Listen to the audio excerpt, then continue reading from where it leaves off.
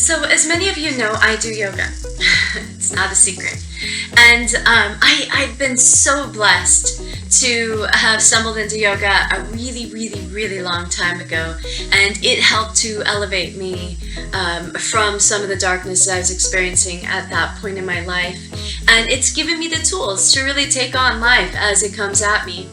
And I was sitting here thinking about how yoga has this incredible ability and why it is such a blessing. Because a lot of us think about yoga as, of course, yes, it will impact the physical body. You'll notice that you're stronger and more agile, maybe more flexible, these sort of things. With the work, you're going to see those improvements. But one of the biggest impacts that yoga makes is its ability to strengthen your nervous system. Our nervous system is constantly being, overwhelmed and stressed. And yoga is this beautiful gift to the nervous system because it gives us these opportunities for downtime to come into parasympathetic nervous system, which is our relaxed state in Shavasana, which may be the first and only time you experience that throughout your whole day. It's just like 5 minutes laying still and relaxing, breathing, connecting. So this beautiful gift is just one of the aspects. The other thing that yoga does is it teaches you to not be reactive. We live in a society where we can make ourselves comfortable when we're uncomfortable, and that's what we do. I mean, if this chair isn't comfortable, I'm not going to sit in it. I'll sit somewhere else. I just adjust, right? We're very blessed to have comfortable lives, and yoga puts you in very uncomfortable positions. And you're like, why would I do this? But a piece of it is, can I be in this position that's super uncomfortable? I can know that comfort can be obtained just by releasing the pose, or I can learn how to not react and find peace and breathe through it and connect with the pose in a way that is non-reactive. And through that, I soothe my nervous system before my nervous system starts to react. And when we can learn to do that, then we're moving through life and we're being, stress is coming at us in our jobs and our relationships. We can actually combat that stress because we don't react. We know how to stay calm, how to move through it with grace. So this is one of the gifts of yoga. The reason this is so important is, I think a lot of us don't even realize that, aside from the virus that we're experiencing right now, there's a major killer out there that is taking lives like crazy. And this killer is stress. It takes 110 million Americans per year die from stress. It's amazing. And you're like, how does that happen? How do we allow ourselves to get to a state of overwhelming our nervous system to such a degree that systems start to shut down? I want you to imagine that you're being chased by a tiger. So this is what the nervous system was designed for, right? So the threat is real and imminent, and your body is doing what it's supposed to. It's instinctively reacting to this threat. It's sending a massive release of adrenaline and stress hormones into your system. But this is designed to spark the mind to quicken, the body to quicken. It gives you a burst of energy. It's like when somebody sees somebody trapped under a car and suddenly can lift the car. I mean, this is what adrenaline does. It's a powerful drug. But again, it's not supposed to be used constantly. It's supposed to be used only in imminent danger. And it's an instinct reaction to a threat that is actually happening at that moment. So because this response creates a tremendous amount of stress on the body, on the systems of the body, it utilizes a significant amount of energy. And while the energy of the body is being directed towards, preparing or survival, the immune system is temporarily weakened because all the energy leaves. It can't fight off, viruses or anything like this at the time because it's busy, fighting off this threat. So this system, again, it was designed for an emergency response system. It's not meant for everyday use, and then under everyday use, it overwhelms your entire system. It's similar to putting out a fire with a fire extinguisher. You use the fire extinguisher and you're shooting that everywhere, and it's going to cause all kinds of damage. Obviously the fire is causing damage, but we know when we bring out the fire extinguisher or dump a bunch of water that now we're going to have to deal with the residue of the water and what it did damaging whatever it is you're putting out. And we know, however, we're better off putting out the fire and then dealing with fixing or taking time to mend what's the residual, what's left. So this is, again, similar to the body, right? We need to take the time to repair the body after we've had an adrenaline rush or a reaction to a threat. So although I do want you to think, in today's society, when do we really have that sort of imminent danger? I mean, how often are we being met with a true predator where right then we need to react in that way? It's very rare if you think about it. In fact, most of the time our fight or flight mechanism is misfiring because the nervous system is just overwhelmed and under constant stress, and it never gets downtime to heal and put itself back together. So being in stress, that in itself can cause the body to panic. Let's imagine this tiger. And now that instead of the tiger chasing you, the tiger is chasing a rabbit. And so, of course, this rabbit is going to run for its life. And it has the exact same instinctive reaction. So its body's going to do the same thing. It's going to, alarm it and then put that rush of adrenaline, and then the rabbit can just take off and run for its life. And I want you to, in this scenario, imagine that the rabbit gets away. So it finds a little hole somewhere, hides, the tiger can't get to it. So that rabbit is going to wait it out. And once it finally feels safe, then the rabbit can emerge from the hole or wherever it ran. So as it emerges and it knows it's safe, from that point on, the rabbit goes on about its day. And again, it never has another thought about the tiger. Here's the difference between humans and animals, is that the animal won't have those flashbacks or sudden burst of fear as he remembers this traumatic experience of the tiger. But the human, he could or she could reimagine this threat 100 more times throughout the day. And the body would react as if it's being chased, even though you're safely at home and you're just having a flashback, just a memory. But see, the body responds to the mind, and the mind triggers the body. And so if there's fear that rushes into the mind, suddenly the body will react as if there is an actual threat, and it doesn't know any difference. And it can do this whether or not there is a real threat to validate it. So, obviously, we want to have imaginations. It's a beautiful gift to be able to think in color in such a great way. Because of this is what has us being so innovative. And how come we have all of these amazing ways to find comfort in our lives? It's amazing what we've created, and all of this, this that sets us apart from the animals comes from our ability to imagine. It's a wonderful gift. So the problem is, are we using it wrong? You have to look at, that each person's imagination is almost like a fingerprint or a thumbprint, and it's going to be fed by all of their past experiences, things that they've taken in through their subconscious, through their conscious mind. So it's stories of maybe, could be past traumas. It doesn't even have to be theirs. It could be somebody else's story that they've heard.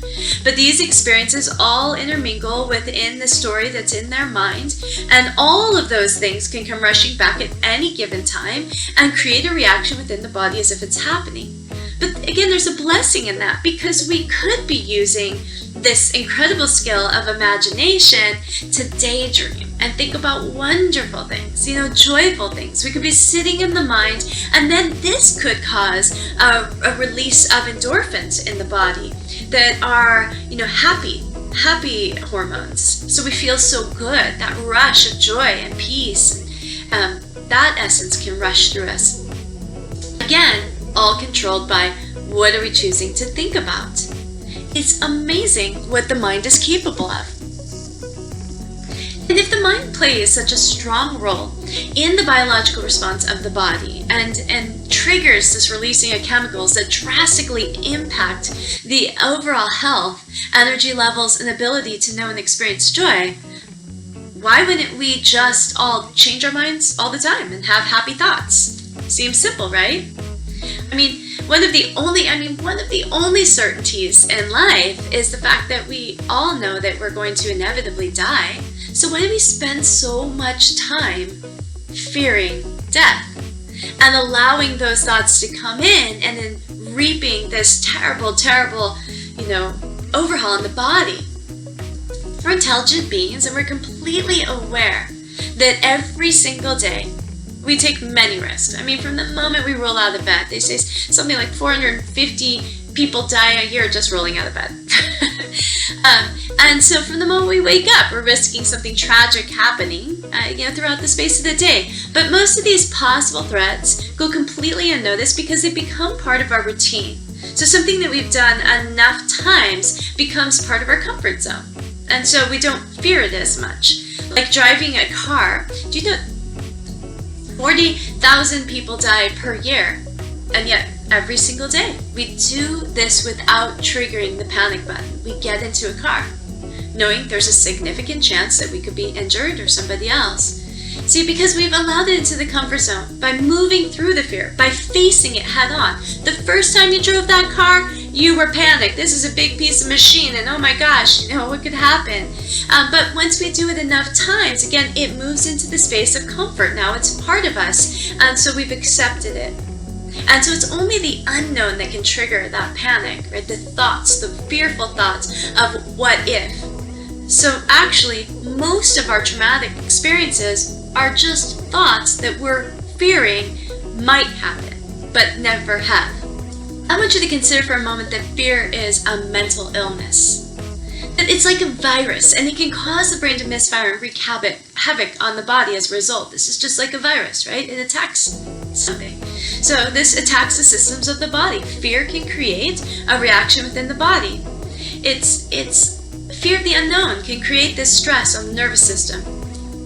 What exactly is stress, and how does it take so many lives? I mean, stress, again, it begins as a mental illness. It's a mental construct. It's fearful thinking. What if I don't get this job? Or what if she leaves me? Or, what if I get sick? Thoughts will create an emotional reaction in the body. These thoughts of doubt and fear and frustration and anger, they can all just start to jump into rage or even depression or even hopelessness. And we know that all of these emotions have a definite experience in the physical body. They cause strain on the nervous system, and this is the system that keeps the whole body in balance. If the system is out of balance, everything can start to go haywire. And we cannot fix the problem by fixing the body alone. So we must go to the source of the problem and resolve the mind. Find a way to feel safe and relaxed and an overall sense of everything's going to be all right. And then we must begin to notice when we start to shift into fight or flight and begin to create stress and learn coping mechanisms to stop the panic and anxiety and find peace before the release of adrenaline and stress hormones. So the way that, again, this is where yoga comes in, because yoga teaches you how to do that, how to put yourself in a stressful situation but not react, how to calm yourself and tell yourself that you're safe and everything's okay and learn to breathe through it. So in the narrative of today's current circumstances, with the political and social unrest, we're targeting our physical and emotional health with an overarching threat of COVID. And there's no escape. There's no place that's safe. Whether or not you've been infected with COVID, or if you've allowed the narrative into your mind, then, basically you've caught the virus as a mental illness, which is far more lethal. So we're being told to run and hide, and there is a predator out there, and this predator is everything. So, we've literally traveled down the rabbit hole of fear and are now trapped in the dark, and we have no exit. So in this dark place, the threat is literally everywhere and is invisible to the eye and can even potentially be in your loved ones or your best friend. Normally in stressful situations, again, we take the response of removing all the stressors and trying to find somewhere safe, but this threat that we are currently under is everywhere. There's no way that we can get away from it. So of course we're intelligent. So we have tried everything to experience some level of comfort. And so we keep following, oh, somebody's got an idea, great, let's try that. So when this whole thing began, our first initial response was lockdown and start social distancing, stay away from everyone. But this is when every single person became a potential threat. Now imagine that in the space of the tiger, now every person is potentially that tiger. So next, we were told, don't touch any surfaces because it's everywhere and it's on everything. So our solution was wear gloves, do hand sanitizer, and clean everything before you touch it. But this is when every single object became a potential threat, just like the tiger. Now it's in every person and on every object. Next, we were told it's airborne. You can wear masks. So we're giving a solution with each one of these things, but again, it doesn't seem to solve the problem. So now we're wearing masks because the air is now a potential threat. So not only is the surface, people, whether we love them, whether we not, every single person is a threat, and the air is also a threat, even outside the air.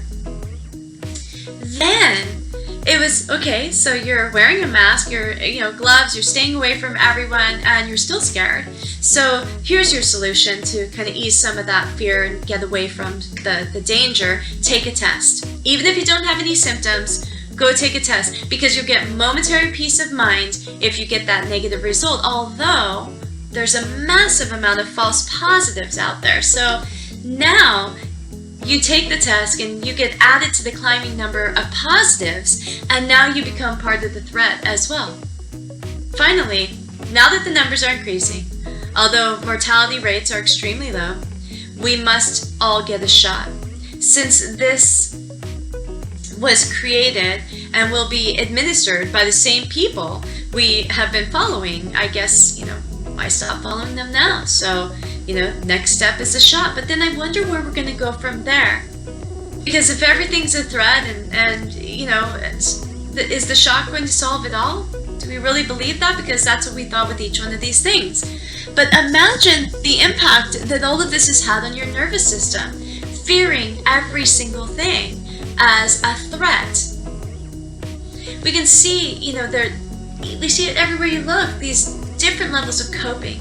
Some people are, wearing a mask everywhere they go, and some people aren't. Some people put 3 masks on and a plastic in front of their face, or bubbles even. So, everybody has a different level of trying to find that calm, trying to find that place where they can feel safe. People have stopped going to see their loved ones and separated from their friends, and they've built stronger relationships with their television, and they've stopped talking to their neighbor, and all of this is reaping terrible impacts on our nervous system. See, they even say that a 20-second hug is one of the most healing experiences that we can have for calming the nervous system, for allowing us to come into a space of peace and healing. So this is causing all of this separation, and this fear is causing an incredible stress response, as many, our panic systems are being told to fire literally all the time, everywhere you go, no matter what. The television, phones, radio, and computer, as well as the signs everywhere, create these tiny attacks, reminding you that there's a threat. Your immune system is there, constantly being weakened as these attacks take place on your nervous system. So, all the while, we're not recognizing that this constant subliminal messaging that is changing your brain chemistry and overworking this nervous system is the true threat. 110 million people die. And this inability to escape even momentarily the threat, because it's a constant narrative everywhere you look, playing in your mind, creating this potential for the nervous system to short out and the body can become sick just from the constant stress. So it's very easy to see how stress could break down your immune system and then cause you to become sick. Here comes our natural response to this. Instead of learning to heal the nervous system and trying to remove and look for where the actual threat is before we allow that to fire within us. What we tend to do is we look for somebody to blame, to verify our panic.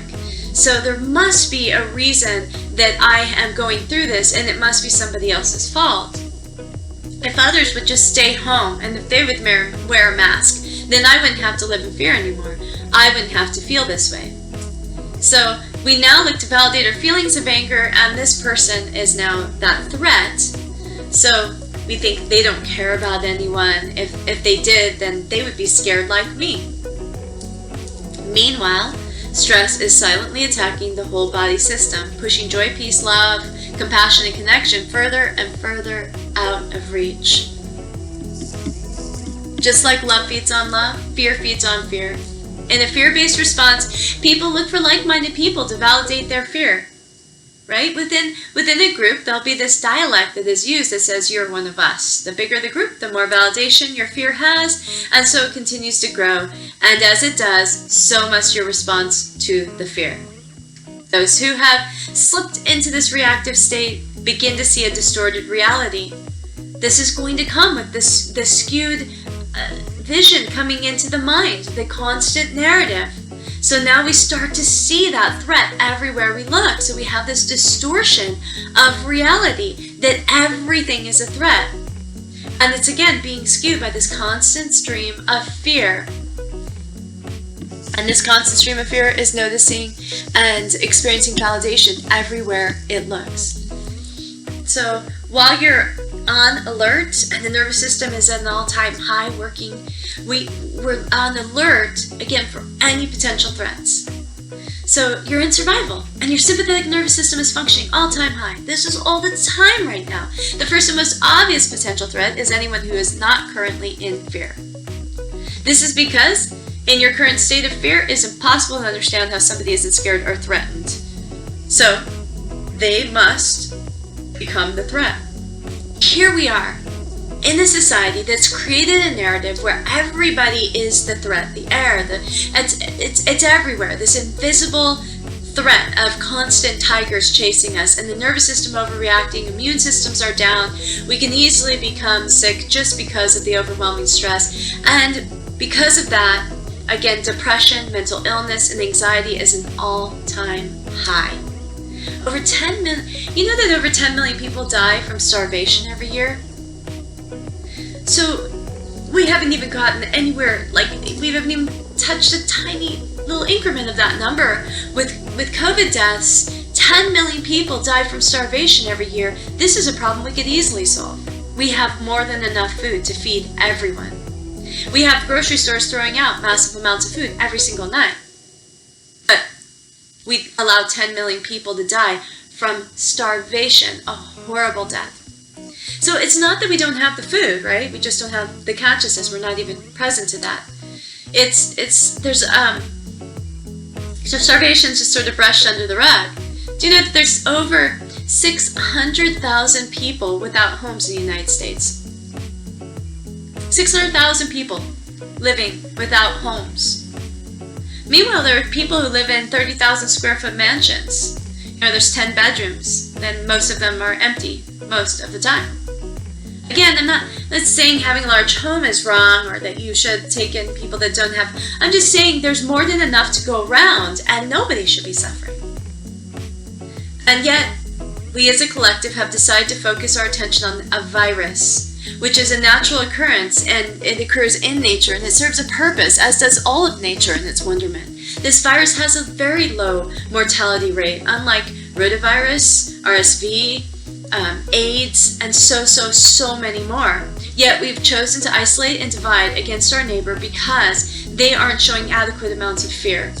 Isolation is shown to drastically impact the mind and the immune system, causing our whole inner world to go haywire. Add to the mix television set programming the mind with fear, betrayal, and sacrifice, and you have an atomic bomb ready to blow.